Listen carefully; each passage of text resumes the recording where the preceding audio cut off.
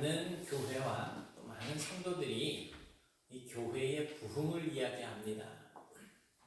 그래서 교회를 부흥시키기 위해서 이런저런 행사에 관한 그런 이야기들도 나누기도 하고, 또 구체적인 전도의 계획을 세워서 어떻게 해서든지 한 명이라도 더 전도를 해서 교회를 채우려고 하기도 하고, 심지어는 교회의 부흥을 위해서 목사님 설교가 너무 지루하고 정말 시대에 좀 뒤떨어져 있으니 목사님 이런 식으로 설교를 해주십시오라고 그렇게 설교에 대한 코치를 하기도 합니다. 여러분들은 어떻게 생각하십니까? 우리 교회가 부흥할 것 같으세요? 아닌 것 같은데 어떻게 우리 교회 부흥이 될 것 같습니까? 아멘. 근데 부흥이 되려면 어떻게 해야지 되는 게 부흥이 되는 거예요? 새로워져. 네?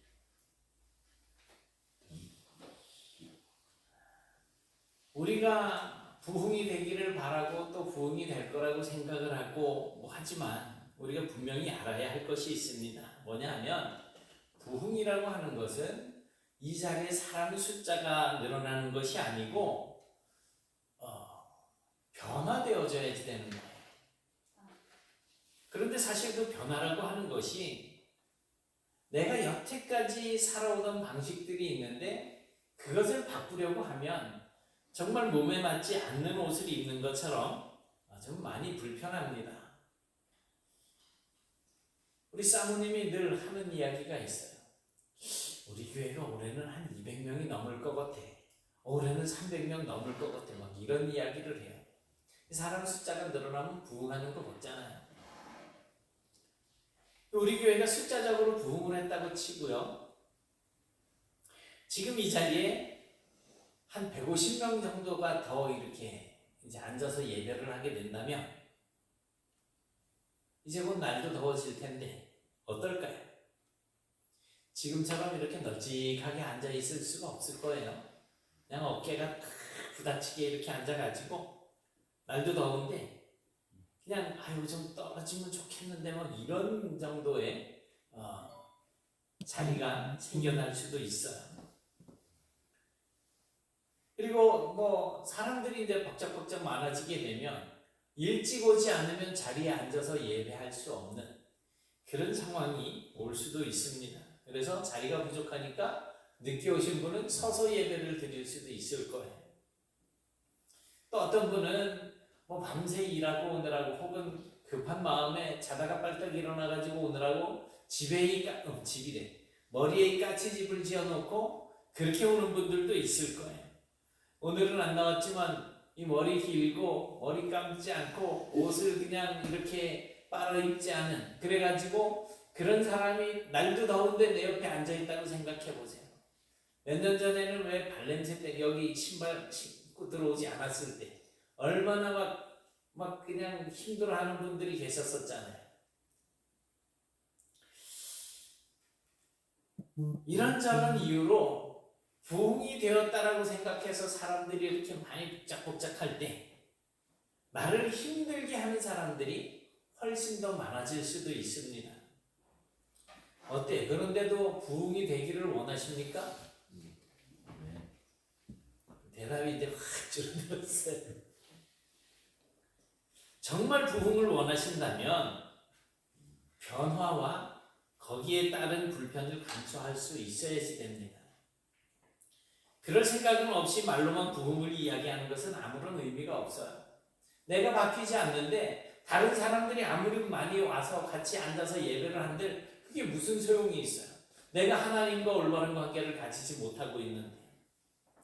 예수님께서는 자신을 따르는 제자들에게 변화를 원하셨습니다. 사실 예나 지금이나 안정을 원하는 사람들은 변화를 추구하는 사람들을 좋아하지 않습니다. 그래서 어떤 분들은 목사님이 새로운 어떤 것을 이제 하고자 할 때 왜 안 하던 짓을 하느냐라고 하면서 불만을 표출하는 그러한 성도들도 있습니다. 예수님 당시에 기득권자라고 할 수 있는 바리새인들, 서기관들, 대제사장들 이런 사람들 그들은 어떤 변화를 꾀하려고 하는 이 예수를 사회를 불안하게 만들려고 하는 그런 인물로 보게 됩니다. 오늘 본문이 기록되어 있는 마태복음 9장에는 여러 가지 이야기가 이제 나오고 있습니다.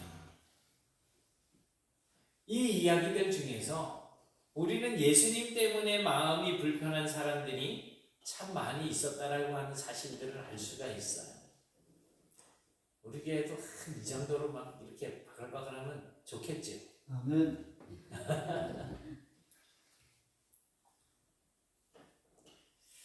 제일 먼저 일어난 일은 이제 오늘 읽지는 않았지만 1절부터 8절까지 거기에 나와 있는 예수님께서 친구들에 의해서 이제 예수님 앞으로 들것에 들려온 중풍병자를 고치는 사건이었습니다. 이때 예수님께서 중풍병자에게 뭐라고 말씀을 하셨습니까? 내 죄 사함을 받았다라고 선포를 합니다. 서기관들은 예수님의 이 선언 때문에 마음이 불편했어요. 그리고 예수님을 신성을 모독한다 라고 화를 냅니다.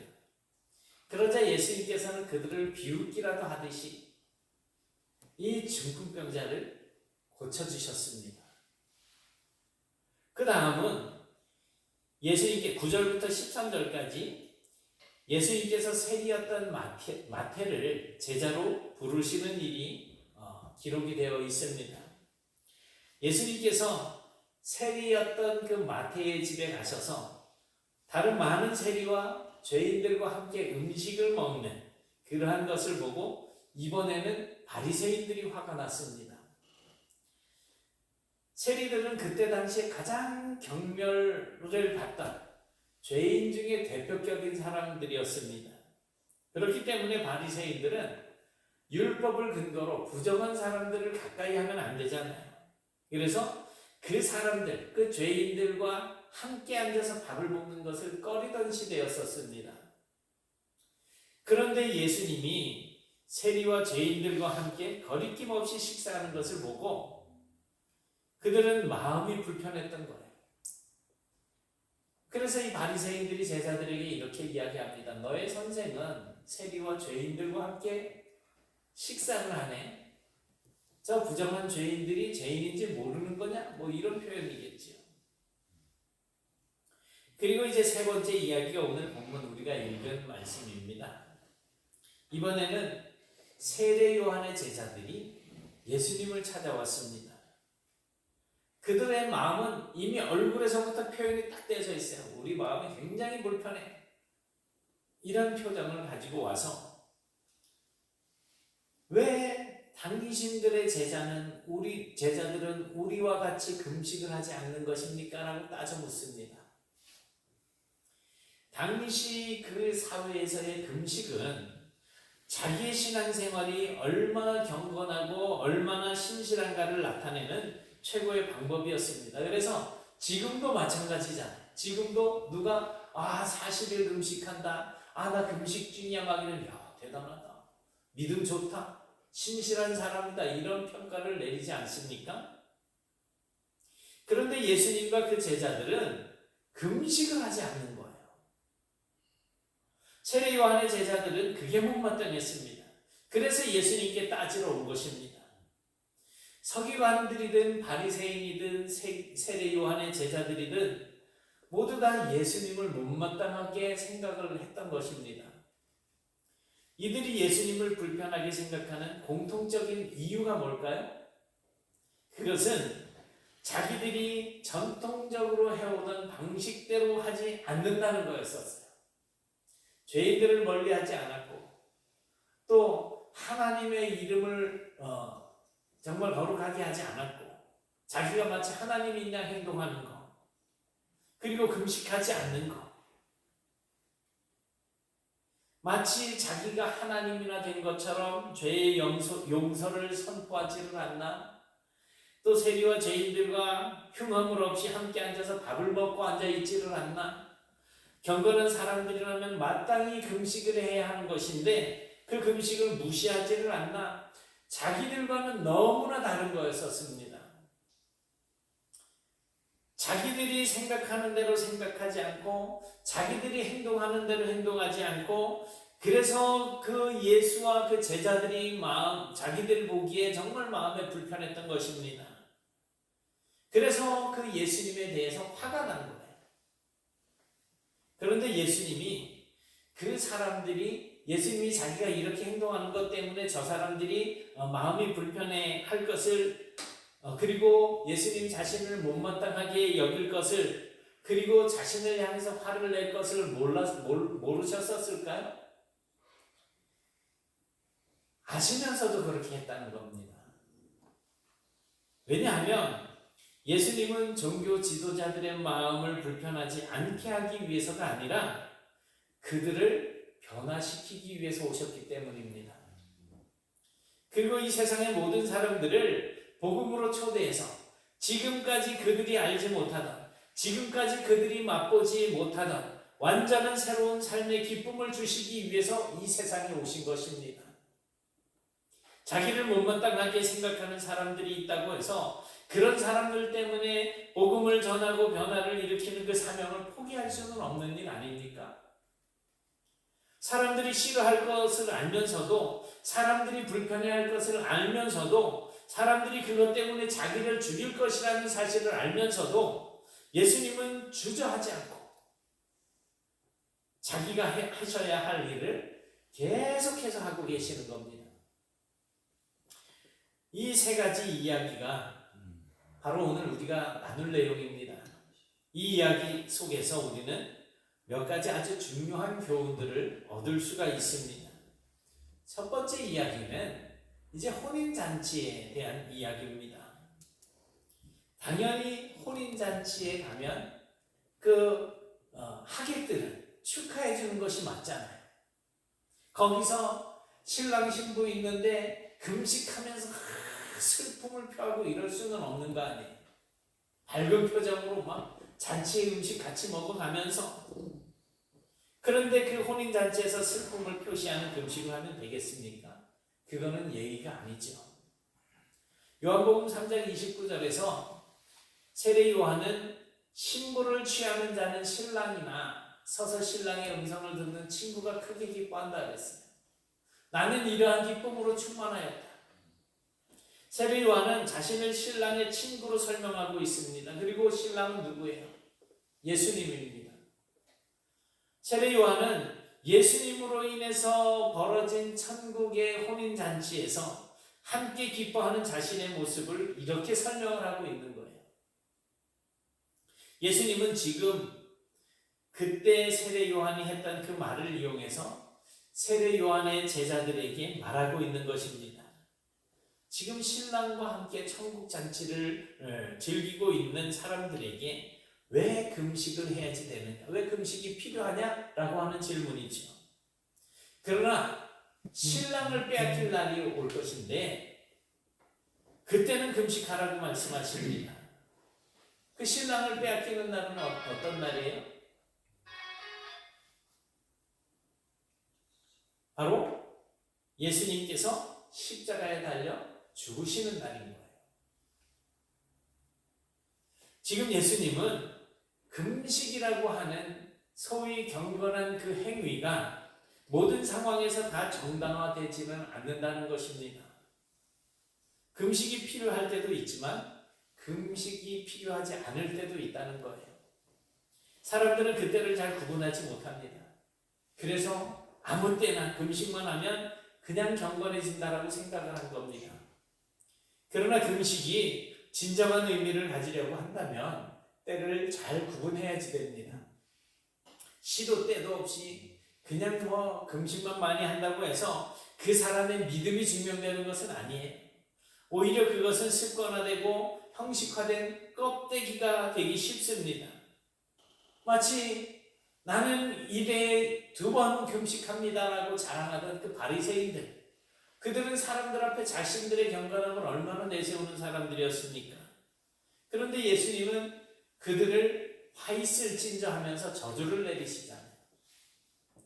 세례 요한의 제자들이 가졌던 가장 큰 문제는 자신들이 가지고 있는 경건을 다른 사람들에게 강요하면서 그들이 그 경건한 삶을 살지 않으면 그들을 비난한다는 거예요. 왜 자기들처럼 하지 않느냐는 거죠. 너는 왜 새벽기도 안 나오는 거야? 너는 왜 성경을 안 읽는 거야? 너는 왜 예배 제대로 참석을 안 하는 거야? 비난하는 거예요. 여러분, 경건 생활은 자신의 신앙을 더 성숙하게 하기 위한 것이지 자기의 믿음을 다른 사람들에게 드러내 보이기 위한 수단은 아닙니다. 내가 금식하는 걸 왜 다른 사람들한테 그렇게 자랑을 해야지 돼요?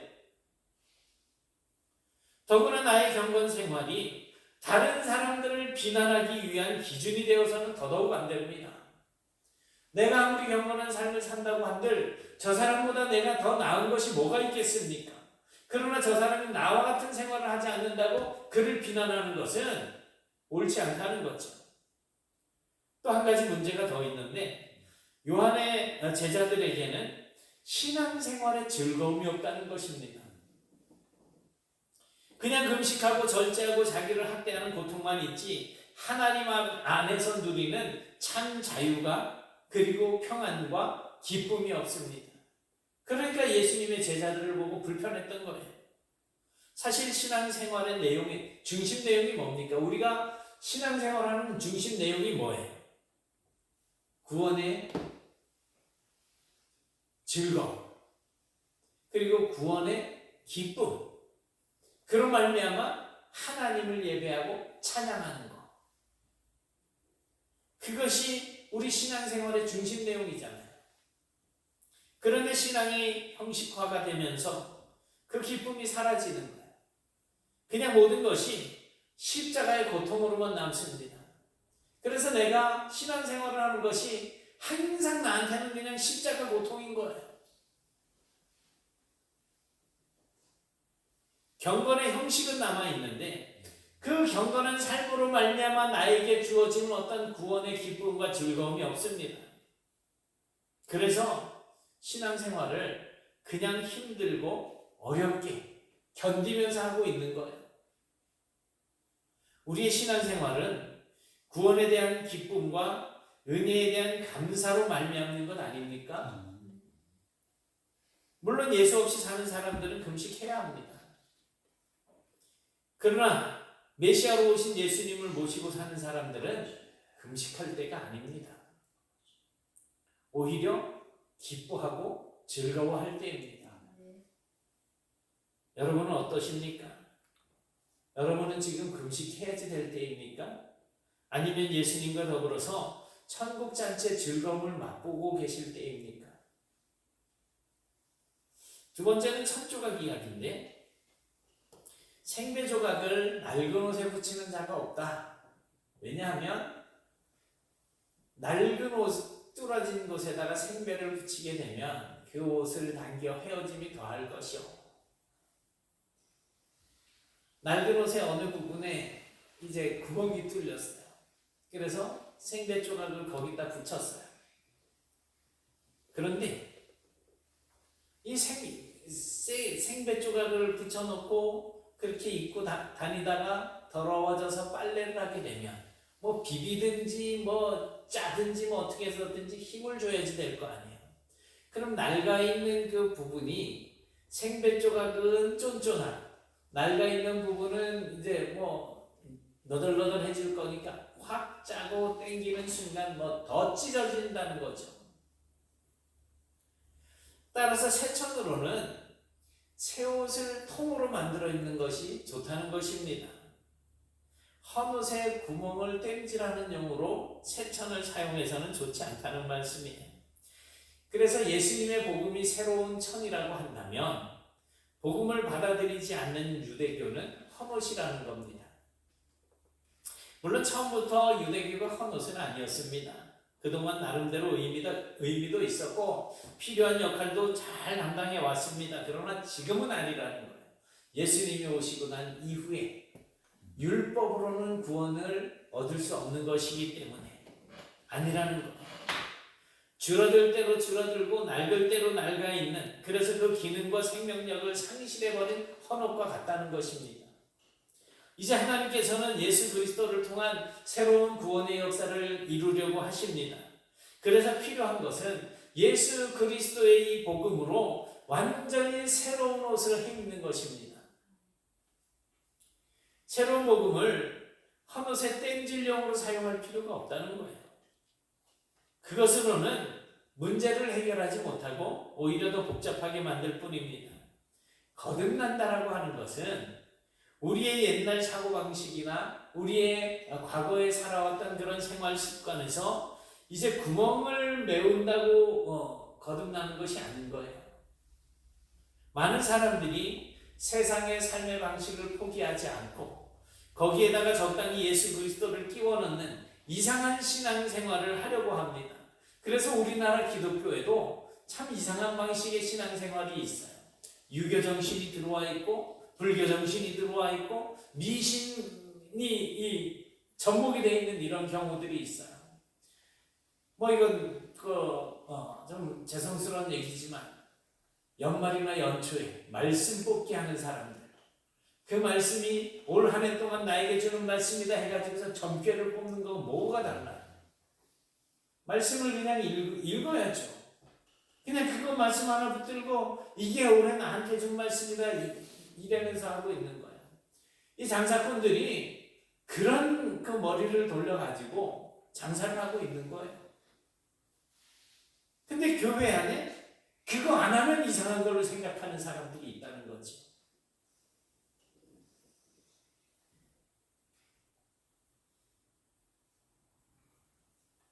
그런 방식으로는 제대로 된 신앙생활을 할 수가 없습니다. 지금 예수께서 주시려고 하시는 것은 완전히 새로운 신앙생활 방식인 거예요. 그래서 정말 예수님을 따라서 살려고 한다면 예수님이 하신 말씀처럼 자기를 부인하고 자기의 십자가를 지고 주님을 쫓아야지 되는 겁니다. 예수님이 주시는 새 옷으로 완전히 갈아입어야 됩니다.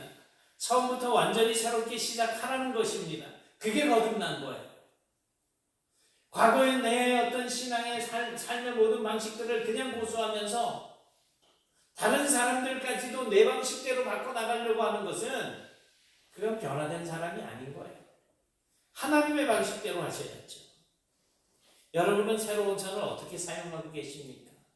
여러분들이 은혜로 얻은 그 구원을 어떻게 사용하고 계십니까? 그 천으로 새로운 옷을 만들어 입고 계십니까? 아니면 그저 낡은 옷 기워 입는데 쓰고 계십니까? 세 번째 이야기는 이제 포도주와 가죽부대 이야기입니다.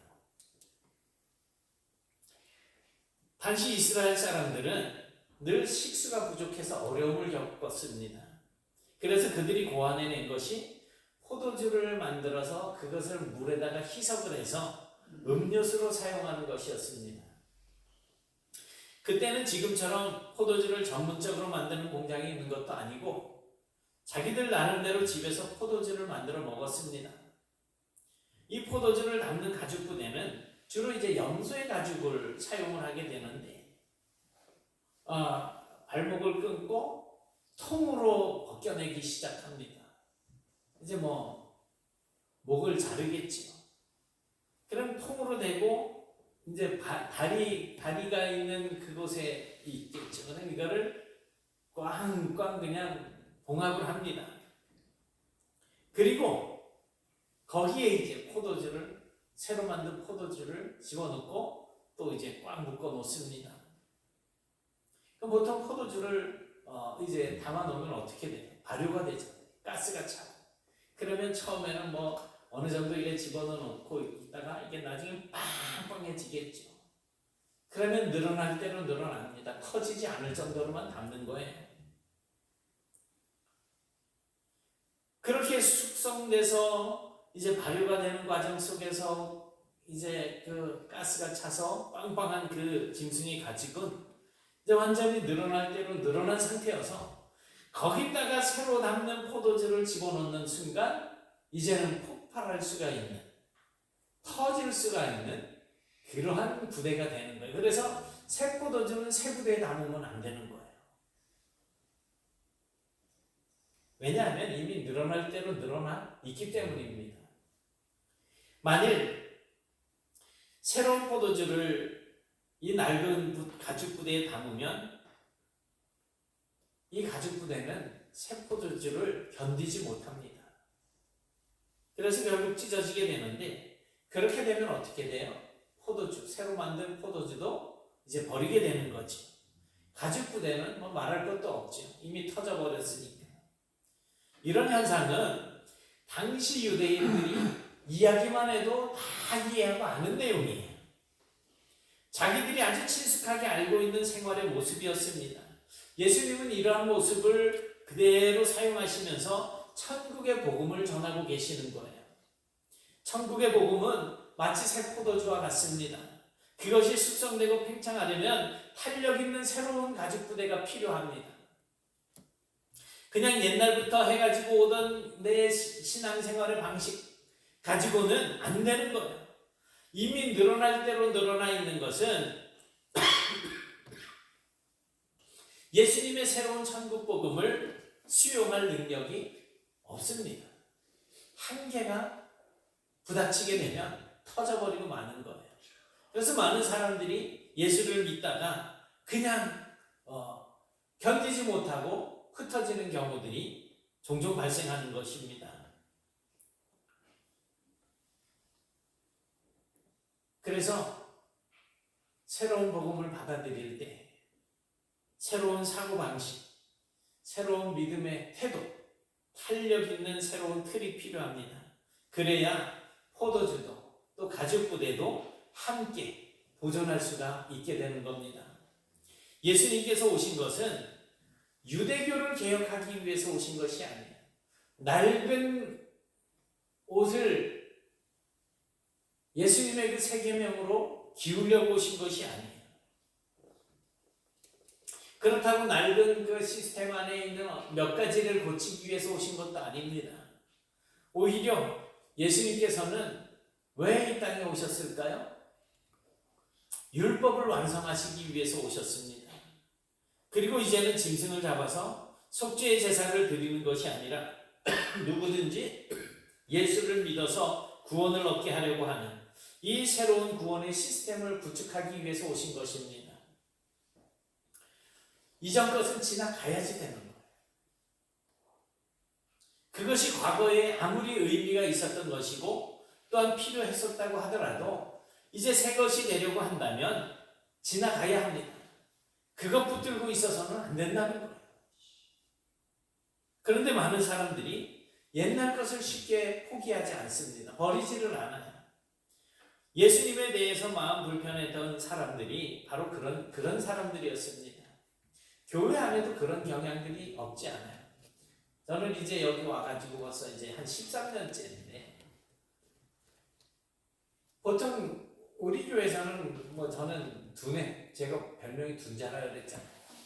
그래서 잘 몰라요. 그런데 다른 교회는 이렇게 이제 목사님들이 새로 부임하게 되면 제일 많이 하는 소리가 뭐냐면 전에 목사님은 이렇게 했는데, 전에 목사님은 이렇게 했는데, 그럼 그 목사님을 다시 데리고 와야지.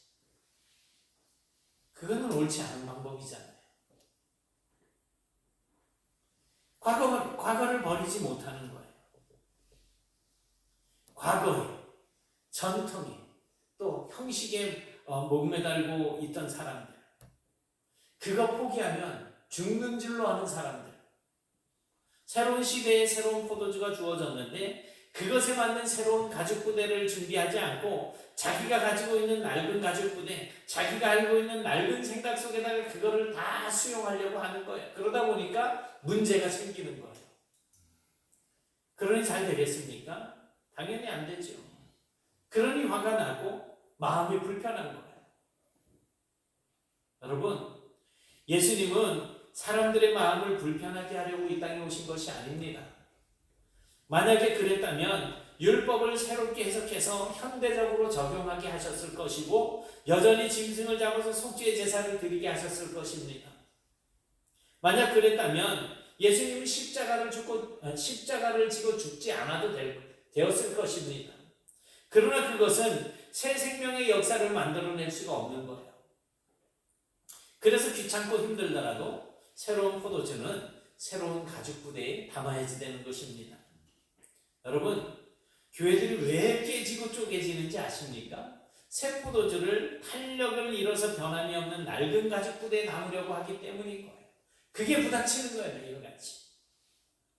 과거의 습관을 버리지 못하고 감정의 앙금을 청소해내지 못하고 과거의 실패와 어떤 그런 상처들을 그냥 끌어안고 거기에 사로잡혀서 그렇게 생활을 하게 되면 새 하늘과 새 땅을 이루려고 하시는 하나님의 꿈을 보지 못할 것입니다.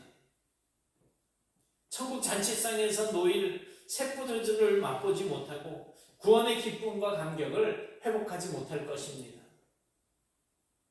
그래서 개혁되어야지 되는 겁니다. 새롭게 거듭나지 못하면 우리는 이 땅에서도 천국 백성다운 삶을 살지 못하고 결국에는 하나님 나라에 들어가지도 못할 것입니다. 복음은 때로는 불편합니다. 우리를 그냥 그 자리에 가만히 두지 않기 때문이에요. 그러나 성령의 이끌림을 받아서 신령이 새로워지는 그 변화가 우리를 살게 하고 우리에게 생명의 역사를 가져옵니다. 에베소서 4장 22절에 보니까 사도 바울은 너희는 유혹의 욕심을 따라 썩어져가는 구습을 따르는 옛사람을 벗어버리고 오직 너희의 심령이 새롭게 되어 하나님을 따라 의와 진리의 거룩함으로 지으심을 받은 새 사람을 입으라고 말씀하고 있습니다.